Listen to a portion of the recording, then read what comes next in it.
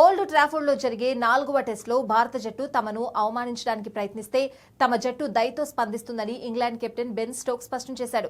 Lord's లో జరిగిన 3వ టెస్టు సందర్భంగా రెండు జట్ల ఆటగాళ్ల మధ్య అనేక సార్లు మాటల యుద్ధం జరిగింది. రెండు జట్లు వెనక్కి తగ్గడానికి సిద్ధంగా లేకపోవడంతో పాటు రెండు జట్లు విజయం కోసం చూశాయి.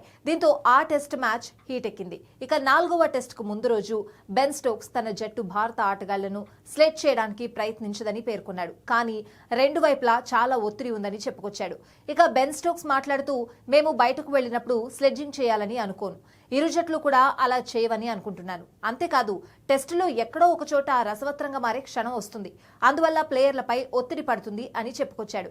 ముందు చెప్పినట్లుగా ఉద్దేశపూర్వకంగా స్లెడ్డింగ్ చేయడం మంచిది కాదు. దీనివల్ల మన ఏకాగ్రత దెబ్బతింటుంది. కానీ మేము కూడా ఏ మాత్రం వెనక్కి తగ్గం. ఒకవేళ ఇండియా స్లెడ్జింగ్ చేయాలని చూస్తే మేము అంతకంటే ఎక్కువే చేస్తాము అని మ్యాచ్ కు ముందు జరిగిన ప్రెస్ కాన్ఫరెన్స్ లో స్టోక్ అన్నాడు.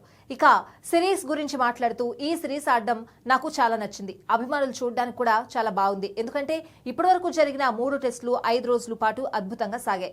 ఇలాంటి మ్యాచ్ల వల్లే క్రికెట్ పై మక్కువ పెరుగుతుంది. టెస్ట్ క్రికెట్ కూడా ముందుకు వెళ్తుంది అని పేర్కొన్నాడు. ఇక 4వ టెస్ట్ కోసం ఇంగ్లాండ్ అనుభవం ఉన్న లియామ్ డాసన్ ను జట్టులోకి తీసుకుంది.